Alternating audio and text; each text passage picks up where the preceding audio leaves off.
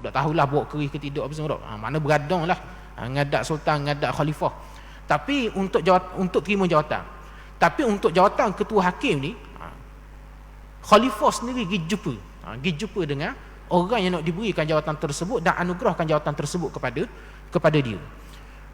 Dan di antara kelebihan pula yang dibuat oleh Qadi Abu Yusuf ni, dengan jawatan dia sebagai Qadil Qudah, ketua hakim, maka dia telah berjaya menyebarkan mazhab tok guru dia, iaitu mazhab Hanafi. Dengan cara macam mana? Dengan cara, tuan-tuan, dia memastikan setiap hakim yang dilantik di bawah dia, di bawah seliaan dia, mestilah yang bermazhab Hanafi.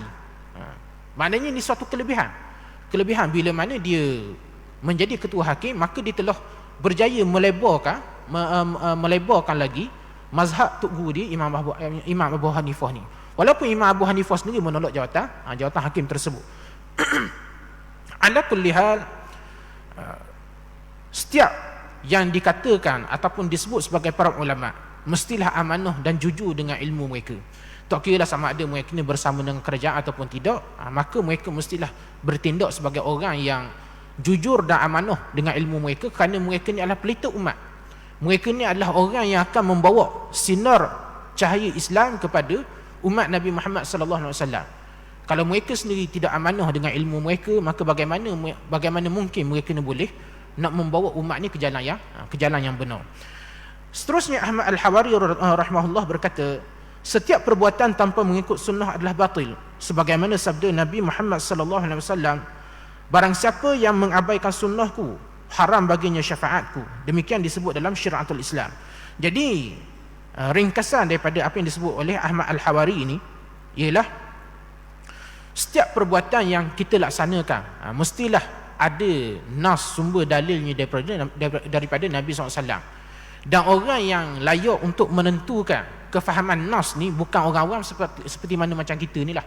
Kita ni tuan-tuan, tara-tara orang awam ni tak layak kita nak kaji Quran dengan hadis mengikut kefahaman kita sendiri, sekadar menggunakan hadis terjemahan, Quran terjemahan. Tuan-tuan, kadang-kadang ada seruan-seruan yang nak seakan-akan nak mengesampingkan para ulama, nak menyebut seakan-akan para ulama ni tidak betul. Ulama-ulama mazhab kita ni kena ikut Quran Sunnah. Lalu datanglah seruan meninggalkan mazhab, meninggalkan ulama. Kita orang Islam ni kena berpegang kepada Quran dengan Sunnah. Tuan-tuan, pertama sekali kita nak cerita, kalaulah kita nak menyahut seruan yang sedemikian, nampak macam benar, nampak macam hebat seruan ni, tetapi sebenarnya dia telah menjadikan orang Islam ni salah dalam beramal. Pertama sekali kita kena faham, tuduhan mengatakan beramal dengan mazhab ni adalah tidak mengikut Quran dengan Sunnah. Kita seakan-akan telah menuduh para ulama ni buat hukum hakam sendiri, tak faham Quran dengan Sunnah, buat hukum hakam sendiri. Ni dah suatu tuduhan yang berat. Yang kedua ialah, tuan-tuan, nak memahami Quran dengan Sunnah mesti dengan ilmu bahasa Arab. Bukan setakat nahwu sarah sahaja, tetapi dengan ilmu balaghahnya, dengan adab nususnya dan sebagainya. Kena mendalami ulumul Quran, ulumul hadis. Bahasa ni, tuan-tuan, kita tidak boleh memahami suatu bahasa semata-mata melalui terjemahan. Kerana tidak ada bahasa yang boleh menterjemah suatu bahasa yang lain dengan ketepatan 100%, tidak ada. Ada setengah-setengah perkataan dalam bahasa Arab ni, tuan-tuan, kita boleh terjemah dalam bahasa Melayu. Dan begitu juga ada sebahagian perkataan dalam bahasa Melayu tak boleh nak diterjemah dalam bahasa Arab. Dan nak memahami pula nas-nas dalil Al-Quran dengan hadis ni mesti dengan ilmu bahasa Arab yang jitu. Orang Arab sendiri pun belum tentu lagi dia layak nak nak memahami nas Al-Quran dengan hadis secara tepat. Jadi bila kita beramal dengan mazhab, kita beramal mengikut mazhab, bukan bermaksud kita meninggalkan Quran dengan Sunnah, tetapi kita beramal dengan mazhab kerana kita nak beramal dengan Quran dengan Sunnah dengan cara yang tepat. Tuan-tuan, orang yang beramal dengan Quran dengan Sunnah, ataupun kita katakanlah yang mengamalkan Al-Quran dengan Sunnah secara membuta tuli, tanpa mengikut panduan ulama-ulama mazhab, tuan-tuan, apa akan jadi? Pertama, kita nak katalah, kita nak beritahu, kalau kita nak beramal dengan Quran dengan Sunnah, pertama, Quran berapa kali kita baca dalam sebulan? Dalam sehari berapa kali kita baca Quran? Berapa kali kita khatam satu Quran tu? Ni bukan khatam baca saja, khatam sekali dengan kefahaman. Dulu kita dah jelaskan, bila mana orang-orang beriman, dia ada 4 tanggungjawab terhadap Al-Quran. Yang pertama, membaca Al-Quran. Yang kedua, memahami Al-Quran itu sendiri. Sebab Al-Quran bukan diturunkan untuk semata-mata dibaca, bukan semata-mata untuk dipertandingkan, bukan semata-mata untuk dihafal, tetapi untuk dibaca dan difahami. Kemudian yang ketiga, tanggungjawab kita orang beriman terhadap Al-Quran ialah meneliti makna-makna Al-Quran tersebut. Dan yang keempat, kita beramal.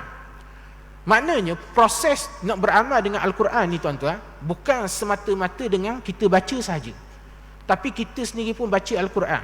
Ni jujurlah kita tanya diri kita, kalau kita nak beramal dengan Al-Quran, dengan sunnah ni tanpa mengikut mazhab, berapa kali je kita baca Al-Quran dalam sehari? Berapa kali je kita baca Al-Quran dalam seminggu, dalam sebulan, dalam setahun? Tu baru Quran. Makna baca tu pula bukan sekadar baca, tapi baca dengan kefahaman. Hadis Sahih Bukhari, siapa dah khatam Sahih Bukhari? Maknanya kita nak ikut Quran sunnah, tak boleh ikut ulama ni. Berapa ramai dah khatam Sahih Bukhari, baca dia sekali dengan terjemahan, sekali dengan faham makna.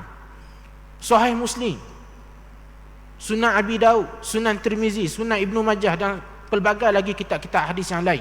Ataupun yang antara yang panjang juga, Musnad Imam Ahmad. Musnad Imam Ahmad ni tuan-tuan, ada lebih kurang 33,000 hadis dalam tu. 3,000 daripada hadis yang terdapat dalam Musnad Imam Ahmad ni adalah yang diriwayatkan oleh Sayyidina Abi Hurairah radhiyallahu anhu. Sedepa panjang. Kalau tuan-tuan tengoklah kitab ni, sedepa panjang. Saya pernah tengoklah dulu kitab tu, tapi tengok sajalah. Nak baca memang tak larat lah. Baca tajuk penat dah. Baca tajuk Musnad Imam Ahmad, tengok sedepa panjang. Tengok pun penat dah. Nak baca, nak baca, nak mengaji. Tapi ni tuan-tuan nak cerita bagaimana kita umat Islam ni nak beramal dengan Quran dengan sunnah. Tapi kita Quran dengan sunnah pun jarang-jarang sekali baca. Macam mana kita nak memahami pula kalau dah jarang-jarang sekali baca? Nak beramal pula. Maka sebab tu tuan-tuan, keperluan kita beramal dengan mazhab. Bukan sebab beramal dengan mazhab ni bermakna kita meninggalkan Al-Quran dengan sunnah. Tetapi sebenarnya beramal dengan mazhab ni lah yang menjadikan kita beramal mengikut Quran dengan sunnah dengan tepat. Kerana para ulama mazhab ni tuan-tuan, bila mana mereka merungkai sesuatu dalil daripada Al-Quran dengan sunnah, bukan dengan semata-mata terjemuh guna kamu, tetapi mereka menggunakan kepakaran ilmu alat yang cukup bagi mereka ni. Sebab tu lahirnya pandangan yang pelbagai. Pandangan yang pelbagai daripada ulama-ulama mazhab ni tuan-tuan, bukan kerana mereka saja-saja suka-suka nak khilaf. Dah mazhab tu dah kata gitu, kita kena kata lain lah, kayak gini sama pula, tak ada cerita gitu. Tetapi bagaimana pendalilan tu yang terhasil daripada penelitian nas daripada Al-Quran dengan sunnah, mengikut ilmu usul fiqh, qawaid fiqh dan sebagainya. Maka hukum yang terhasil tersebut setelah melalui pelbagai proses penapisan berdasarkan ilmu-ilmu yang ada pada para ulama ni, yang kita tak ada benda tu. Kalau kita nak ngaji sampai gitu boleh, tapi kena sungguhlah. Puluhan tahun Imam Syafi'i ngaji. Imam Syafi'i ni tuan-tuan, dalam keadaan bijak sana dia ni, hebat ilmu bahasa Arab, dia orang Arab dah, tapi mengaji lagi dengan Puak Huzail. Diriwayatkan Imam Syafi'i ni tuan-tuan, dia duduk, dia bergaul dengan Puak Huzail ni. Puak Huzail adalah salah satu daripada kabilah Arab yang mana lahjah ataupun logat mereka ni salah satu lahjah ataupun logat yang diturunkan padanya Al-Quran. Al-Quran ni diturunkan dalam tujuh bahasa. Ada Rabi'ah, ada Huzail, ada Quraisy, ada Sa'ad bin Bakar dan sebagainya. Ada Tamim, banyaklah, dia ada 7. Huzail salah satunya. Imam Syafi'i ni tuan-tuan, dalam keadaan dia tu orang Arab dah, tapi mengaji duduk dengan Puak Huzail lama mana nak belajar bahasa Arab yang fasih. Tu Imam Syafi'i orang Arab. Kita orang Melayu belajar bahasa Arab pun tak tahu benda. Dak. Mubtada' khabar dah kenal. Tiba-tiba nak istinbat hukum daripada Quran, daripada hadis, ikut pandangan sendiri, mana boleh. Sehingga tuan-tuan, dalam kitab Sirah Ibnu Hisham meriwayatkan, Imam Syafi'i ni oleh kerana hebatnya ilmu bahasa Arab dia, fasihnya bahasa Arab dia. Diriwayatkan Imam Syafi'i ni bila dia bercakap tak ada wala satu kesalahan nahwu sorof pun berlaku. Maknanya kalau kita macam tata bahasa Melayu lah, fasihnya seorang ni kalau dia bercakap dalam bahasa Melayu ni sehingga tidak ada kesalahan tata bahasa pada dia. Imam Syafi'i demikian. Dia bercakap tuan-tuan tanpa ada kesalahan nahwu sorof sedikit pun.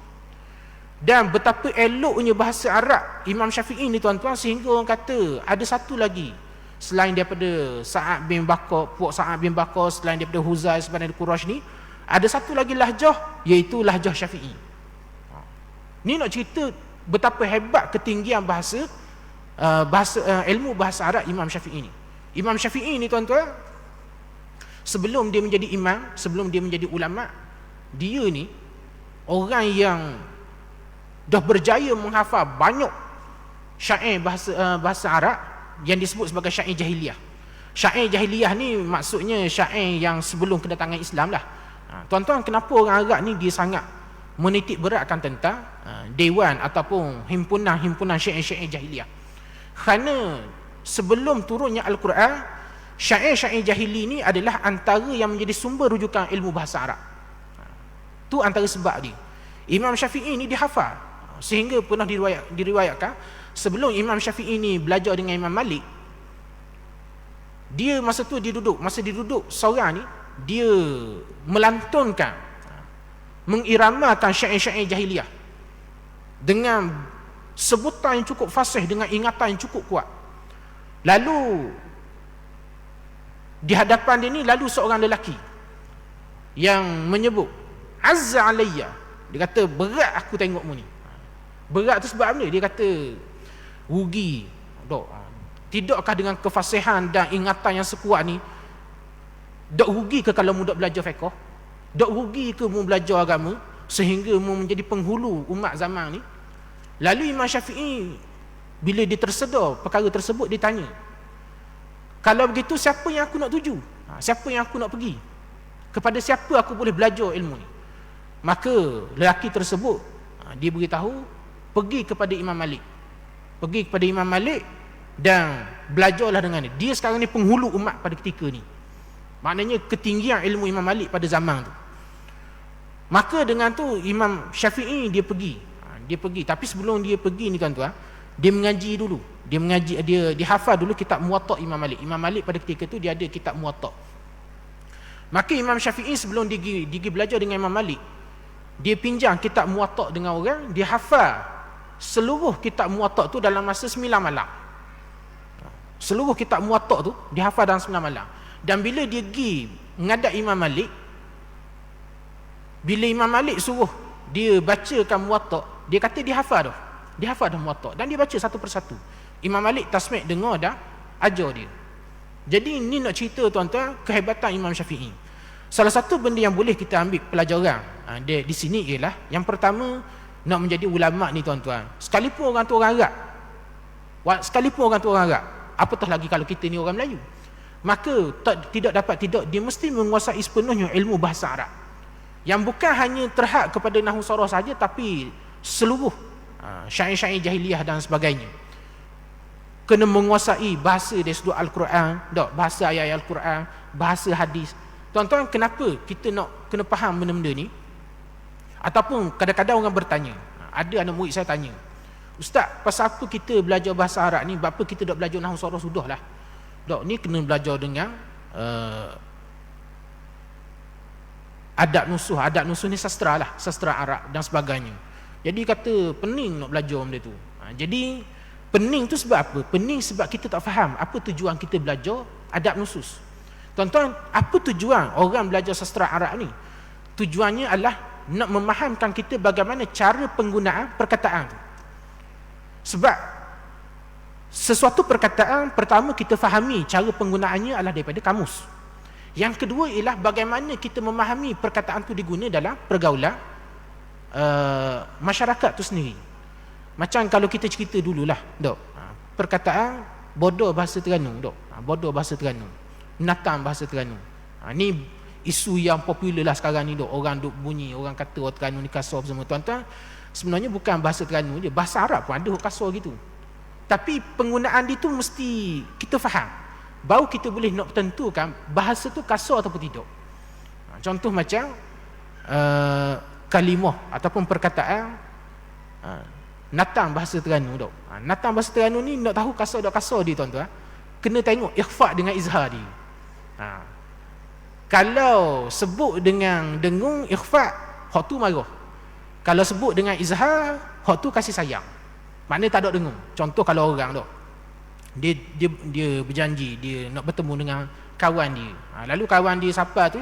Kawan tu pakai baju lawa lah, dok. Nak minum air kedai je. Maka kawan dia sebut, ni bahasa orang Terengganu faham lah. Semat natang ni. Dia tak kata semat natang ni, dia kata semat natang ni. Tak ada dengung belakang. Hak tu kasih sayang. Tapi kena faham lah, hak ni kita guna member-member. Kita tak gunalah dengan mak ayah. Dok, dengan adik-beradik, adik-beradik ada gok guna kadang. Tapi dengan mak ayah kita tak gunalah benda tu. Orang Terengganu dia faham dia tu. Tapi kalau dia kata, mari dah natang ni. Tu ada ikhfa, ada dengung belakang. Tu nak marah. Faham dah? Begitu juga macam kalimah bodoh bahasa Terengganu. Bodoh bahasa Terengganu ni dia tidak hanya, kalau kita baca dalam kamus, dok, perkataan bodoh bawa maksud dok cerdik lah. Tapi bila kita lihat kepada penggunaan orang Terengganu, kalimah bodoh ni kadang-kadang dia memang bawa maksud bodoh nak marah. Kadang-kadang dia membawa maksud yang lain. Umpama kalau seorang dia kata, aku pergi kenduri, tapi pergi kenduri tu lewat sangat dah. Pergi kenduri tu habis makanan. Jadi balik bodoh gitu je. Balik bodoh situ tu maksud dia benda. Mana balik sajalah. Bukan bila balik tu jadi bodoh, tidak. Dia balik tu saja maksud dia. Tu nak memahami penggunaan tu. Benda ni nak faham dia kena gaul. Dia kena gaul. Sebab tu tuan-tuan, pasal apa kita atur anak-anak kita ngaji dekat negara Arab, Mesir, Jordan dan sebagainya. Sebab kita nak suruh dia bergaul dengan orang Arab dan dia faham bagaimana cara penggunaan sesuatu perkataan. Kadang-kadang bodoh bahasa Terengganu ni dibuat maksud kosong. Dia bukan maki, maksud dia kosong. Contoh macam roti paung. Dok, kita kenal roti paung dok. Orang Terengganu. Paung kan dia ada macam-macam. Ada paung kelapa, ada paung kacang, ada paung sekaya. Paung kosong orang Terengganu panggil dia paung bodoh. Dok. Bukan sebab paung tu dok sekolah, paung tak ada pergi sekolah.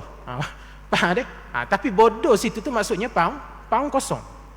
Jadi bila mana kalau kita pergi kedai dok, paung bodoh ada dok. Bukan nak balah tu. Maksudnya paung kosong. Faham deh? Paung kosong. Jadi kadang-kadang bodoh ni dibuat masuk kosong. Mi bodoh bukan sebab bila makan mi tu jadi bodoh, bukan. Tapi mi tu kosong. Jadi sebab tu tuan-tuan, pemahaman penggunaan perkataan ni hanya kita fahami bila mana kita bergaul dengan orang tu dok. Contoh kalau kita pergi rumah kawan kita pergi duduk makan di rumah dia apa semua, lalu 3 jam duduk dok. Lepas tu bini dia keluar hidang roti paung ke kita dok. Roti paung dengan kopi o dia sebut. Jemputlah makan paung bodoh. Maksudnya benda paung kosong. Dah sama minta paung sekaya. Orang kata paung bodoh tu, mana paung kosong tu makan tu saja sudah. Tak ada tu paung kelapa, paung dia tak ada tu. Tapi kalau dia kata dok, jemputlah makan paung bodoh. Hak tu bukan nak kabur paung kosong tu. Ada benda nak marah tu. Dok, kadang-kadang biasalah orang lelaki kalau cakap adalah benda perempuan dok kenang. Dok. Jadi kalau dia sebut gitu tu, nak makan ke nak balik? Baik balik. Takut dok dah makan piring singgah atas muka. Faham deh? Jadi faham dok maksud penggunaan kalimah natang dengan bodoh tu. Jadi nak kabur di sini ialah ada benda tuan-tuan kita faham melalui kamus. Tapi ada benda kita kena faham melalui pergaulan penggunaan. Sebab tu salah satu cara hari ni orang belajar bahasa ni tuan-tuan. Selain daripada kita belajar bahasa ni dalam kelas, tuan-tuan, salah satu cara yang efektif kalau kita nak belajar bahasa ni ialah kadang-kadang dengan cara kita dengar lagu sesuatu bahasa tu. Di situ kita akan mula faham bagaimana sesuatu kalimah perkataan tu digunakan. Dia membawa maksud. Kalau duduk dalam ayat gini maksud dia gini. Duduk dalam ayat lain jadi maksud lain. Kadang-kadang orang belajar melalui tengok cerita. Bila tengok subtitle tu kan, sari kata tu. Jadi bila dia tengok situasi keadaan yang berlaku dengan sari kata tu, maka dia faham. Ayat ni menerangkan situasi dia begitu. Jadi mempelajari bahasa ni dengan pelbagai kaedah. Dia sebenarnya tuan-tuan, kita tak terhad belajar bahasa ni hanya setakat dalam kelas, hanya setakat melalui buku. Kita tak nafikan buku salah satu cara. Ni kaedah yang asas kita belajar menggunakan kamus. Tetapi nak memahami suatu bahasa, kita kena bergaul dengan pemilik bahasa tersebut. Sebab tu bila kita pergi mengaji dekat negara orang semua, jangan duduk sama-sama kita saja. Duduk tahun-tahun tapi tak erti nak cakap Arab. Sebab benda duduk sama orang Melayu saja. Jadi rugi. Jadi penggunaan kalimah tu dia ada. Dia ada dengan pemilik sesuatu bahasa tu. Tengok Imam Syafi'i tuan-tuan. Orang Arab dengan cerdik dia apa semua, tapi masih lagi belajar bahasa Arab. Jadi nak jadi ulama ni tuan-tuan bukan mudah. Bukan mudah. Nak pula sehingga boleh istinbat dalil daripada Al-Quran dengan hadis, lagilah payahnya. Jadi sebab tu kita kena hargai jasa para ulama kita yang dah mengorbankan banyak usia muda mereka ni hanya untuk belajar. Sebab mana? Tujuan dia nak berkhidmat kepada umat, sehingga umat boleh beramal dengan agama ni dengan cara yang betul. Kita tuan-tuan, kalau kita duduk, saya cerita macam saya sendirilah, orang ngaji fiqh. Saya akui nak ngaji fiqh ni tuan-tuan memang payah, memang mengambil masa, makan masa. Sebab tu tuan-tuan, kita bila orang tanya satu hukum, kita tak jawab pandang terang-terang gitu saja. Melainkan kita akan rujuk dengan kitab-kitab, tanya asatizah yang lain. Mana kita nak biar satu jawapan yang kita berikan tu tepat. Tiba-tiba hari ni ada orang belajar bahasa Arab tak pernah, ngapa Quran pun tidak, ngapa hadis tidak. Orang tanya hukum hakam selamba jawab, ataupun dia bercakap perkara agama mengikut selera dia. Hanya yang disebut sebagai ruwaibidah. Orang yang bila mana diserahkan satu urusan yang bukan ahlinya. Jadi tuan-tuan, dia bercakap suatu benda yang dia tidak tahu. Sedangkan kita yang duduk dalam bidang fiqh, kita pun takut nak cakap. Maknanya kita takut hukum-hukum yang ditanya kita tersalah beritahu. Tu pun kadang-kadang dah berhati-hati pun kadang-kadang tersilap juga. Maka kita kena betul balik. Tetapi ada orang yang sewenang-wenangnya belajar agamanya tidak apa semua, tiba-tiba cakap pasal hukum ikut suka. Hari ni banyak berlaku tuan-tuan. Orang ambil hukum dalam internet. Orang ambil hukum daripada netizen. Dia tak mengambil daripada para ulama'. Lalu dia mula menganggap para ulama' ni kata manusia biasa, mereka tidak maksum, mereka juga melakukan kesalahan. Tuan-tuan, kita tak pernah kata ulama' ni orangnya maksum. Kita tak pernah kata ulama' ni tidak melakukan dosa.